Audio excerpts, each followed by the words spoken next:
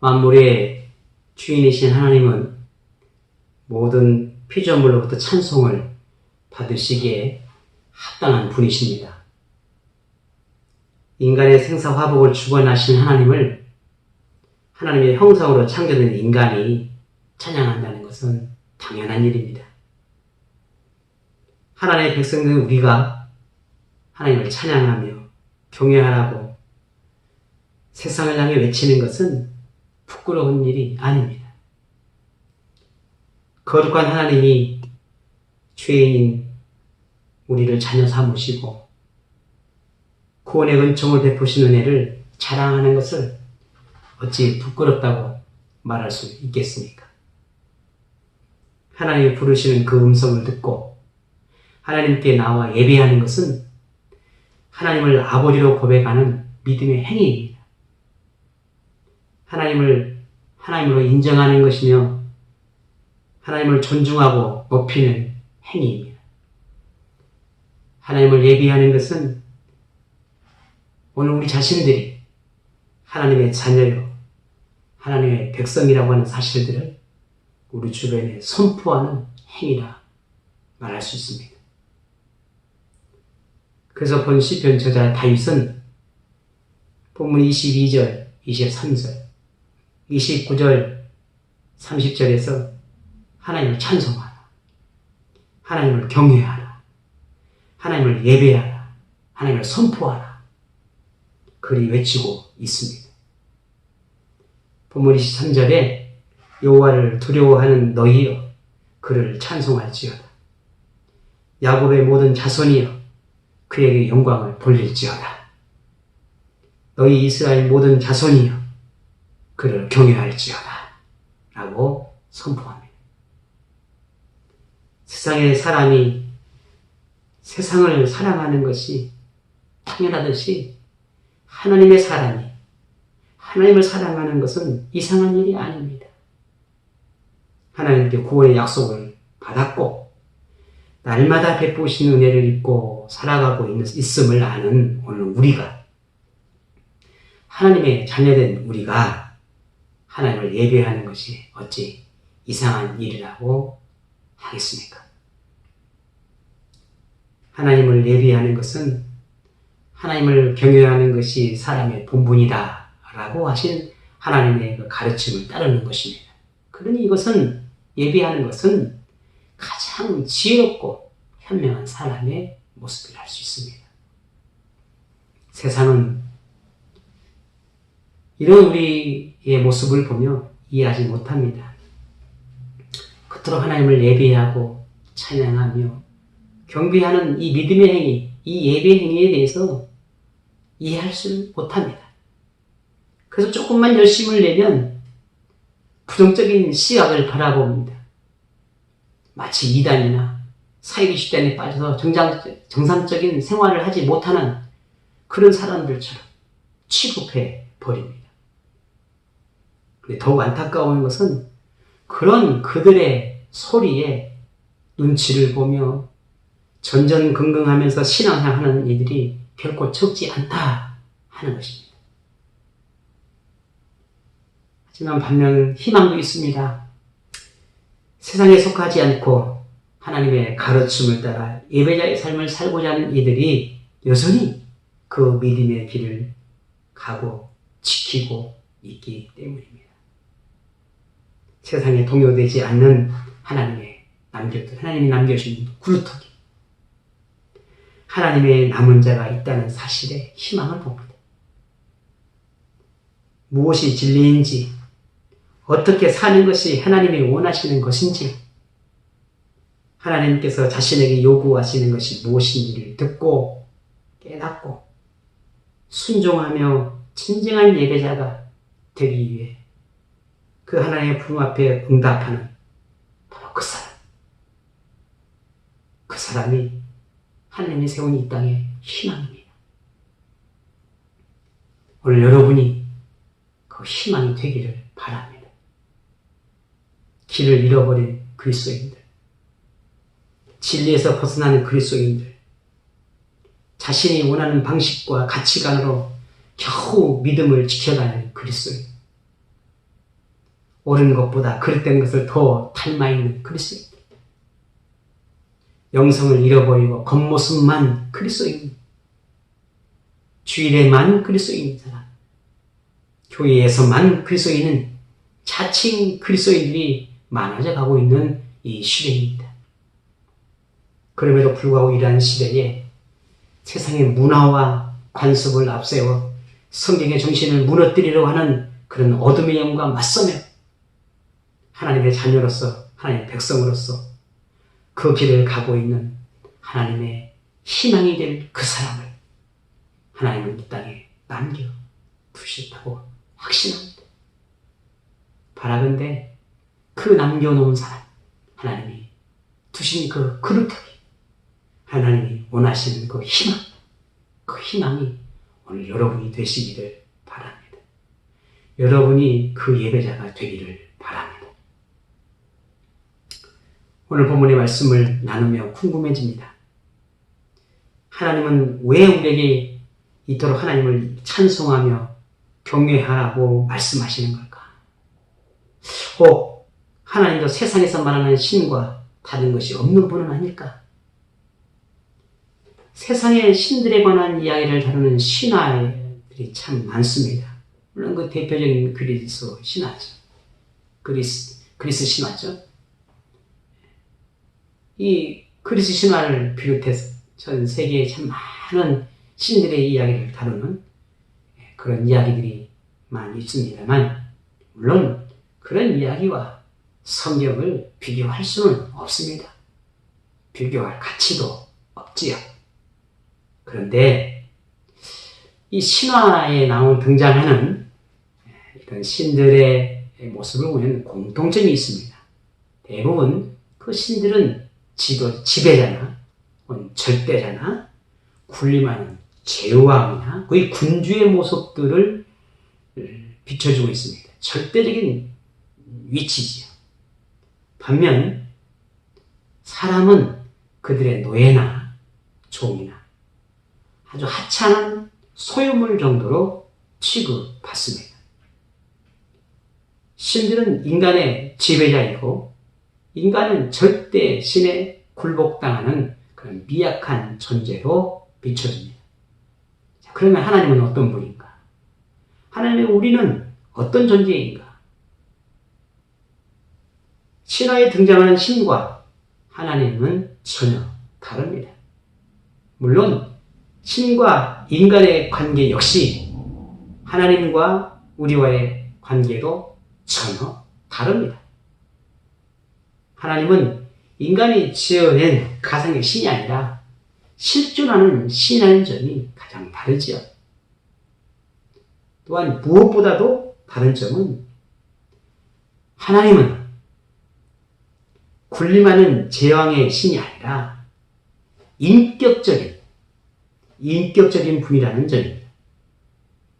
이 인격적이다라고 하는 가장 확실한 증거는 성경 모든 곳에서 쉽게 찾아볼 수 있습니다.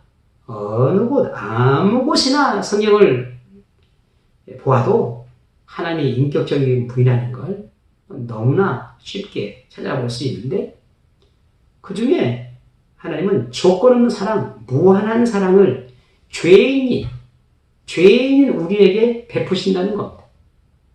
용납될 수도 없고 용서할 수도 없는 그런 죄인들에게 무한한 사랑을 베푸신다는 겁니다. 우리가 잘못된 길을 갈 때 하나님은 진노하거나 저주하는 것이 아니라 오히려 인내하고 기다려주신다는 겁니다. 이보다 더 놀라운 사랑, 이보다 더 놀라운 인격적인 하나님의 모습은 찾아볼 수가 없습니다. 어느 신에서도 이런 모습은 찾아볼 수가 없습니다.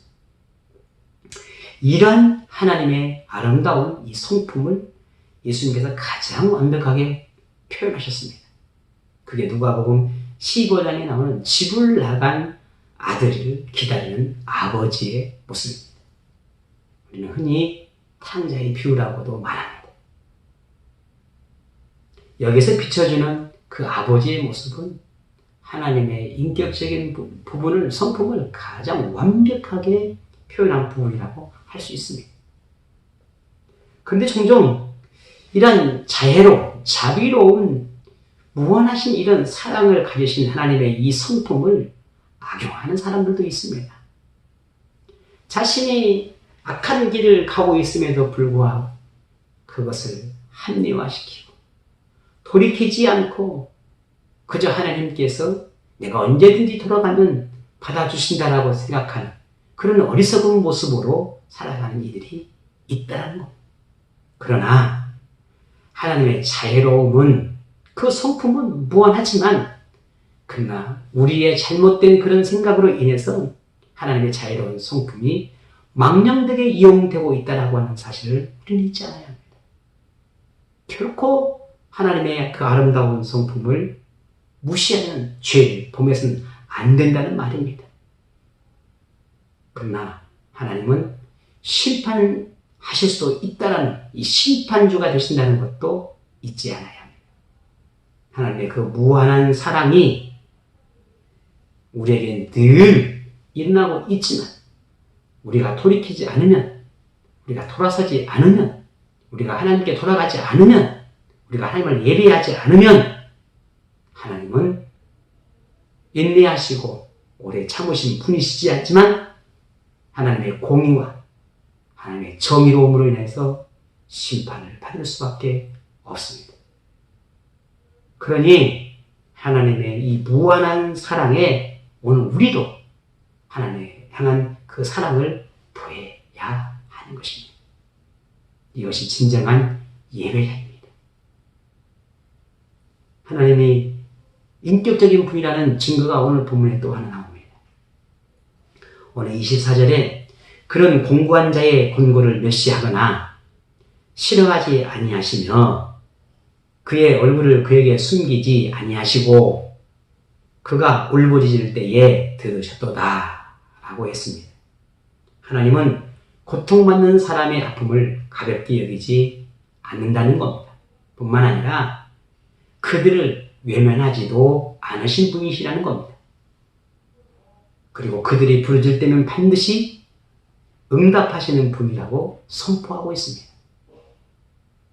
혹 마음에 아픔이 있습니까? 근심과 염려가 있습니까? 풀지 못한 인생의 문제가 있습니까? 하나님을 예배하십시오. 하나님을 찬양하십시오. 하나님을 경배하십시오. 찬양 속에 거하시는 하나님, 예배 중에 거하시는 하나님, 그 하나님을 만나십시오. 예배 중에 거하신 그 하나님을 만날 때 예배 중에 외치는 그 소리를 외면하지 않으실 것이고 들어주시고 해결해 주실 것입니다. 하나님은 오늘 온 마음 다해 전심으로 드리는 찬양과 예배와 기도 중에 거하십니다. 혹 하나님과 멀어졌다고 생각됩니까? 하나님을 향한 사랑이 식었다고 생각되십니까? 세상의 문화에 젖어 하나님과 많이 떨어졌다고 생각됩니까? 하지만 늦지 않았습니다. 지금 기다리고 계시는, 오늘 여러분을 여러분을 향해 기다리고 계시는 그 하나님께로 돌아가십시오. 더 늦기 전에, 더 멀어지기 전에, 돌이킬 수 없을 지경에 이르기 전에 기다리고 계시는 그 하나님께로 돌아가십시오. 그리고 하나님을 예배하십시오. 긍휼의 하나님께서 여러분을 품으실 것입니다. 지금 여러분이 돌아가야 합니다. 그리고 예배해야 합니다. 기다리고 계시는 그 하나님, 여러분을 보고 싶어 하시는 그 하나님께로 돌아가십시오. 그리고 예배하십시오. 하나님은 우리 예배를 받고 싶어 하십니다.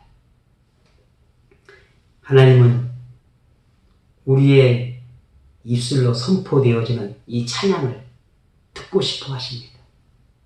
하나님은 우리가 하나님을 경외하는 전식을 보고 싶어 하십니다. 다윗은 이런 하나님의 마음을 알고 있기 때문에 이 인격적인 하나님을 찬양하며 하나님을 경외하며 하나님을 예배하며 하나님을 높이고 있습니다.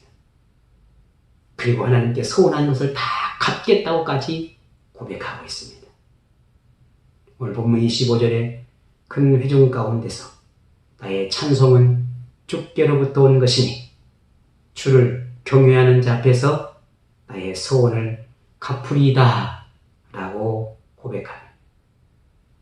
다윗이 소원한 것이 무엇인지를 구체적으로 찾을 수는 없습니다. 그러나 다윗이 선언한 것을 반드시 지켜 행할 만한 충분한 이유는 있습니다. 다윗이 환난 중에 있을 때 그를 도운 분이 하나님이셨습니다. 전쟁의 위험과 악인들의 위협 속에 있을 때 그의 생명을 보호해 주신 분이 하나님이셨습니다.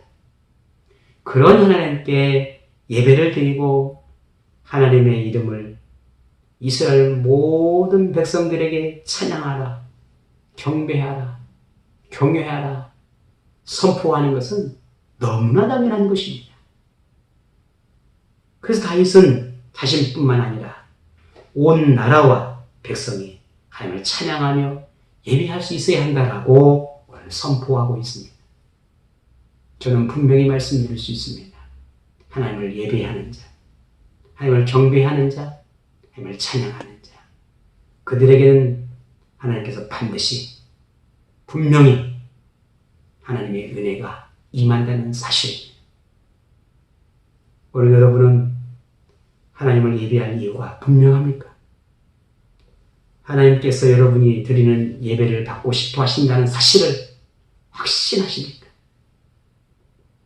단지 하나님이시기 때문에 우리의 예배를 원하시는 것이 아닙니다. 하나님이 높으신 분이기 때문에 경배받고자 하신 것도 아닙니다. 하나님을 예배하는 자에게는 그에 상한 은혜와 복을 베푸신다고 하는 이 약속이 있기 때문입니다. 그래서 다윗은 하나님을 예배하는 자를 향해 축복을 선포하고 있습니다. 가난한 자는 배부르게 될 것이다. 마음은 영원히 생명력을 얻게 될 것이다. 본문 26절에 겸손한 자는 먹고 배부를 것이며 여호와를 찾는 자는 그를 찬송할 것이라. 너희 마음은 영원히 살지어다. 아멘. 가난한 자를 부하게 하시는 하나님, 그 하나님을 예배합시다. 마음의 갈급함을 가진 사람들에게 풍성케 되는 은혜를 베푸신 그 하나님, 그 아버지 하나님을 예배합시다. 영적인 삶을 살고자 하는 사람에게 영원한 생명을 주신 하나님을 예배합시다. 예수님께서도 마태복음 5장 6절에 의에 줄이고 목마른 자는 복이 있나니 그들이 배부를 것이다 라고 축복하셨습니다. 예배하는 자에게 주시는 이 풍성함과 배부름의 복이 오늘 여러분 모두에게 임하기를 축복합니다. 하나님을 전심으로 예배하기를 원하는 여러분에게 하나님의 복이 임하기를 축복합니다. 하나님을 찾고 하나님을 만나고 하나님을 경외하고 하나님을 향한 간절한 마음으로 하나님 앞에 하나님의 전에 하나님의 집에 나와 하나님을 만나는 여러분에게 하나님의 복이 임하기를 축복합니다. 다윗은 이스라엘 온 백성이 하나님을 찬양할 때 어떤 일이 일어날 것인지에 대해서 오늘 보면 27절에서 31절에 예시적인 메시지를 선포하고 있습니다. 이방 나라와 민족이 하나님을 섬기게 될 것이고 하나님께로 돌아오게 될 것이며 그의 후손들까지도 하나님을 찬양하게 될 것이라고 선포합니다. 하나님의 백성이 하나님을 인정하고 예배할 때 세상이 바뀌게 될 것이라는 의미입니다. 오늘 우리가 하나님 앞에 예배자로 설 때 세상 모든 곳이 아니더라도 내가 머무는 곳, 나의 가정, 아니 내 자신부터 표현합니다. 하나님을 예배하는 자는 표현합니다. 전심으로 하나님을 예배하는 자는 표현합니다. 하나님을 온전히 예배하는 자로, 하나님을 전심으로 사랑하는 자로 표현합니다. 그런 하나님의 자녀로 변화가 일어납니다. 그래서 하나님은 오늘 우리에게 희망을 보라고 하신 것입니다. 예배자로 세워갈 수 있도록 오늘 우리 여러분 모두가 오늘 우리 예배자로 세워졌음을 나는 하나님 예배자입니다 고백할 수 있는 우리 모두가 되기를 원합니다. 하나님의 자녀인 우리가 가장 소중히 여겨야 하는 것은 하나님을 예배하는 것입니다. 하나님을 경외하며 찬송하는 것입니다. 하나님의 은혜를 기억하며 영광을 돌리는 것입니다. 하나님의 부름을 받은 우리 공동체의 모든 지체가 오늘 우리 모두가 하나님을 예배하는 약속을 지켜 행하는 것을 결단하고 오늘 다윗처럼 그렇게 하나님께 고백하기를 원합니다. 지금 하나님이 우리가 가장 원하는 것이 바로 이것입니다. 최근 코로나로 인하여 참 많은 것들이 바뀌었습니다. 세상도 바뀌고 사람의 마음도 생각도 바뀌고 삶의 습관도 바뀌고 교회도 바뀌고 그리스도인의 신앙의 가치관도 점점 더 바뀌어가고 있음을 보게 됩니다. 그러나 그 무엇이 바뀌어도 하나님을 예배하는 이 예배자의 마음은 결코 변함이 없어야 할 것입니다. 하나님을 예배함을 소홀히 여기지 맙시다. 하나님을 찾는 영적 습관을 지닙시다. 하나님의 집에 머무는 것을 우선순위로 삼읍시다. 예배의 즐거움, 찬양의 기쁨, 기도의 능력을 회복하기를 바랍니다. 하나님은 지금 우리와 그리고 우리 공동체와 오늘 저와 여러분 우리 모두를 통해서 가정과 지역사회와 더 멀리는 열방에까지 하나님을 찬양할 수 있는 통로가 되기를 바라고 있습니다. 하나님을 찾고 하나님을 경외하는 여러분이 하나님의 희망이 되시기를 바랍니다. 하나님을 예배하는 여러분으로 인하여 개인의 삶에 만족함을 누리고 가정이 부유함을 얻으며 공동체는 예배가 더 풍성해지는 더 충만한 은혜가 임하는 그런 하나님의 희망이 되기를 주의 이름으로 부탁을 드립니다. 하나님께 예배하기를 사모하는 모든 여러분에게 하나님께서 베푸시겠다고 약속한 축복을 다 받아 누리시기를 주의 이름으로 축복합니다.